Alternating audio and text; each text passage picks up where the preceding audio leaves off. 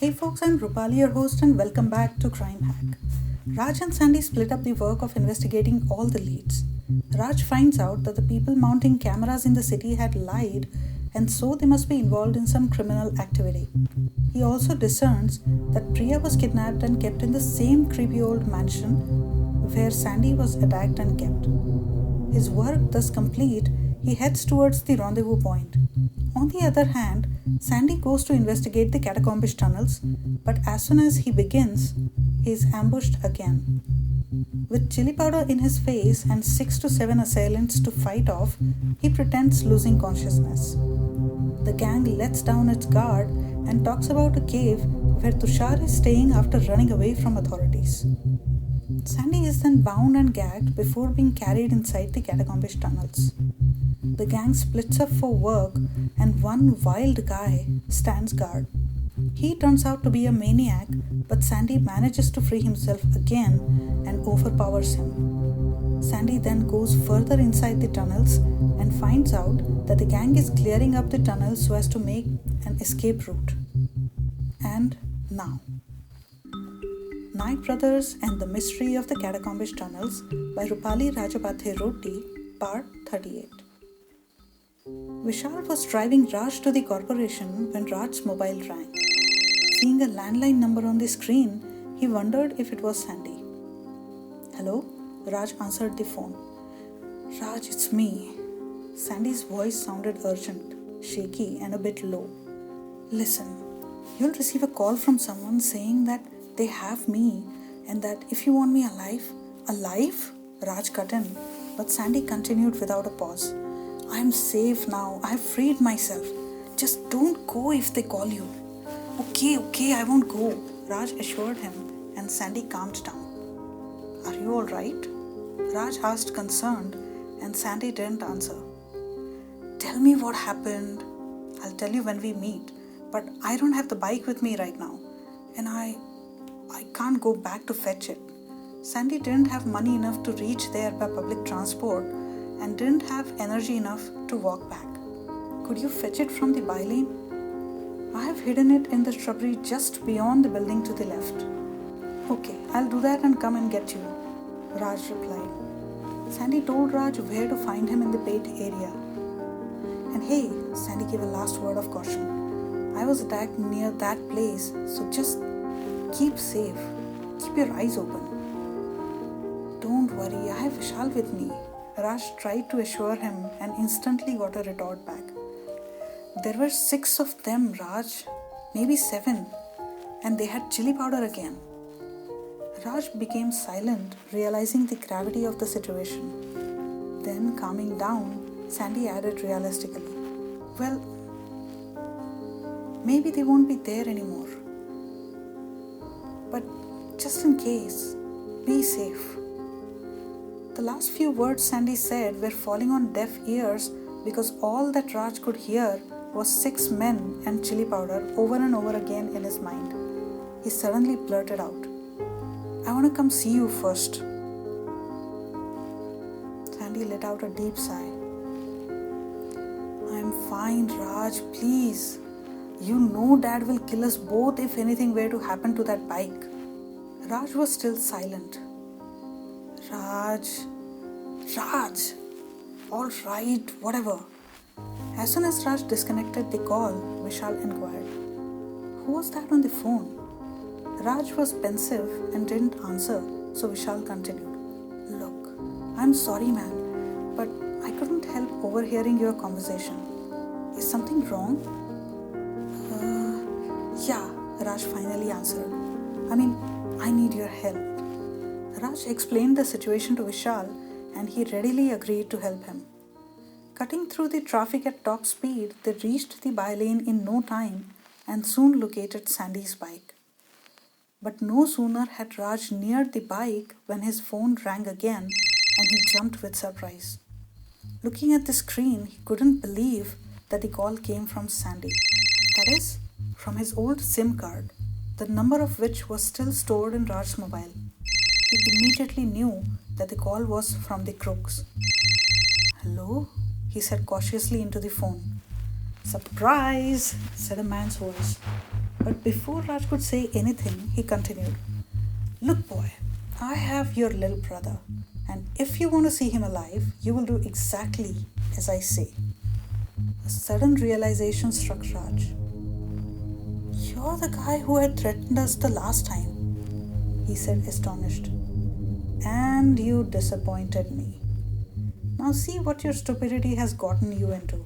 Just tell me what you want from me." Raj snapped back. "Attitude. Remember our first interaction? Your lesson in pain?" Raj gulped involuntarily. "Your brother speaks and you get punished?" He remained silent. "I take it you do. This time, you squeal, get the police involved or tell anyone, and your brother gets punished. Easy? Or you want to hear his bones cracking before you understand?" "No," Raj pleaded. He couldn't risk Sandy's escape being discovered so soon. The boss continued. "Secondly, you know where your brother has hidden his bike?" A chill ran down Raj's spine. He was standing right beside it. He immediately crouched down to hide himself in the shrubbery and pulled Ajay by his side as well. Looking in every direction, he replied testily, "No." "Do you know where he was going before he left you at your college?" Again, the college link had come up, and Raj wondered who was keeping an eye on them in there. For an answer to the man's question, he said, "Maybe." "I want you to come to that by-lane in 15 minutes, the boss finished. I can't come in 15 minutes. I'm far off.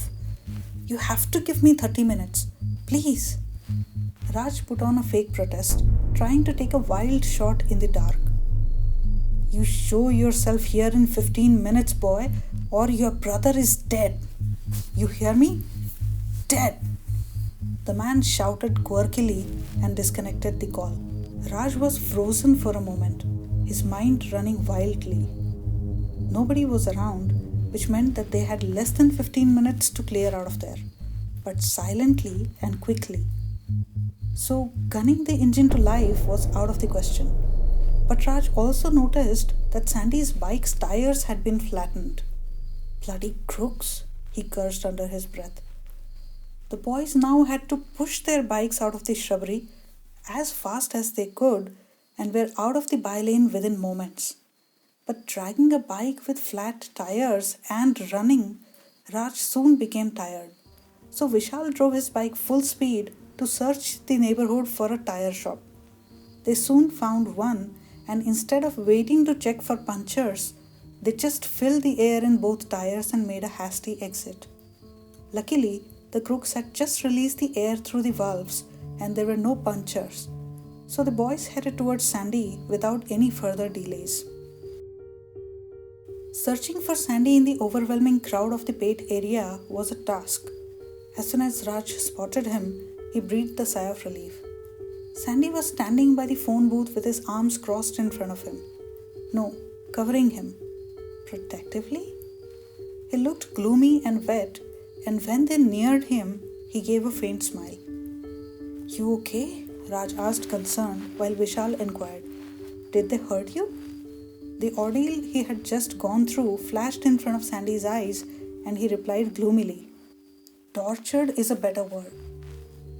Shrugging off the painful memories when he looked up into the anxious and horrified faces of his friend and brother, he realized the effect of his words. "I meant they kept calling me a kid," he quickly added. "Now come on, I've even grown a mustache. See?" He pointed furiously. "And yet they kept calling me a kid. A kid." For a moment, the two boys looked at Sandy dumbfounded. And then they broke out laughing. "You little scoundrel," Vishal cursed with an uproar. "Calling you a kid was a torture, huh? And we thought you were badly hurt." With this, Vishal squeezed his arm around Sandy's neck and punched him playfully in the ribs. Sandy flinched, but immediately produced a sheepish smile to join the fun. But no matter how hard Sandy tried to hide it, Raj had observed his brother's reaction. Even though the pain had subsided enough for Sandy to stand erect, He was still a bit sensitive to touch. "You stink, by the way." Vishal released Sandy, made a face, and then stood aside. "Oh, it's a new perfume," Sandy quipped. "It's called Keep Assaulters at Bay." Vishal burst out laughing again and said, "Now who could tell you were in trouble?" However, he was very excited about his own adventure. "But you won't believe what happened when we went to fetch your bike." "What?" Sandy snapped to attention. Smiling broadly, Vishal continued. "The crooks wanted Raj to come to where you had hid your bike." "What?" Sandy was horrified. He looked at Raj for confirmation. I mean, they weren't waiting for us to show up, but the man asked Raj whether he knew where your bike was, and Raj said no, while we were also hiding with it at the same spot. Vishal had almost fallen to the ground laughing his heart out, and Sandy joined the fun with an anxious giggle, bursting to know what happened next. "Man, you should have seen our faces. We were scared like hell. And we were given 15 minutes to reach your bike, and we used it well to scram out of there. With your bike." Now Raj also joined the laughter, remembering him and Vishal pushing their bikes to the main road. Vishal was still saying, "Man, I just can't stop imagining their reaction upon finding the bike gone. How I wish I had stayed there to watch their faces." Sandy was laughing haltingly when Vishal noticed it and asked, "You look... are you alright?" Sandy avoided eye contact and replied, "Yeah, just feeling hungry, that's all." "Oh, you guys wanna come have dinner with me at my house?" Vishal offered. "What, Maggie again?" Raj made a face. "Yeah, you're right. Let's order something in then," Vishal proposed. "Even I'm sick of eating Maggie every day." "Some other time, bro. We have a guest waiting at home for dinner. We should actually get going now." "Oh, don't give me that. Party's on me." "No, seriously, I got a call from home." "Bull." "When?" Vishal demanded. With a sheepish smile, Raj replied, "When I was running on the roads dragging the bike with me." "What? Don't tell me. In all that chaos, you picked up a call as well?" And the boys laughed further. Then Vishal, becoming serious, advised, "You should go to the police about what happened. Not that I need to tell you guys." With a pat on Sandy's shoulder, Vishal was gone with a "see you tomorrow at college" remark. As soon as they saw his bag, Sandy asked, "What's all that about having dinner at home? Aren't we going for the night watch?" Even though he didn't feel up to it, he wanted to know the reason behind the cancellation of the plan. "I got a call from Dad," Raj informed. "His friend who could teach us sleuthing tricks? He's coming home for dinner tonight." Raj finished, and Sandy cursed under his breath. "In fact, we are already late," Raj added, and then gunned their bike to life. As Sandy slumped against him in the back seat, Raj observed, You're shivering." "I am wet," Sandy revolted meekly, but both boys knew that it wasn't cold enough for him to shiver. "Are you..." Raj felt awkward asking the question that had an obvious answer. "Can we not talk about it for now?" Sandy sealed the topic. After a while, Raj spoke up. Vishal was right. We really should inform the police about this." "And what do we tell them?" Sandy snapped back irritably. "That a few rats are digging up the ancient holes?" "Tell me something, Raj.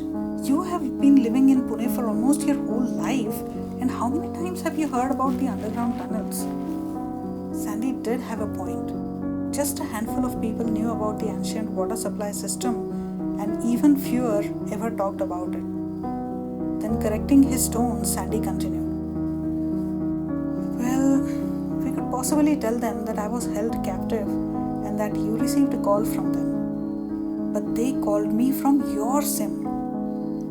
So the threatening call came from your number. How are we ever going to prove that we are talking sense?" Raj also had a point, but Sandy countered, Don't forget, we have already given a written complaint about my lost mobile, he reminded.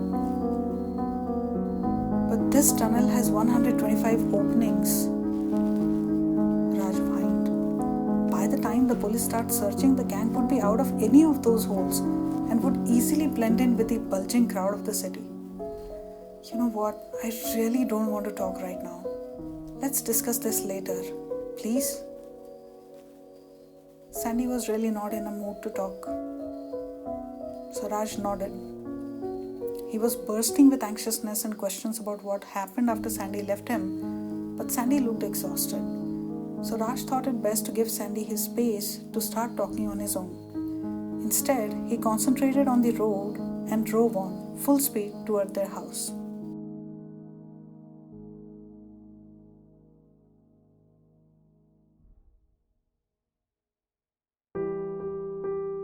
So friends, thanks for subscribing to us and liking our videos.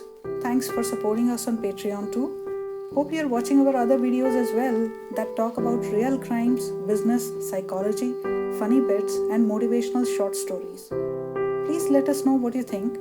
You can also tell us what topics you want us to create videos on. We will definitely work on them. Keep sharing your love with us. Keep safe and connect with us if you are an expert and want to share your wisdom on our channel. See you soon in our next video. Namaskar.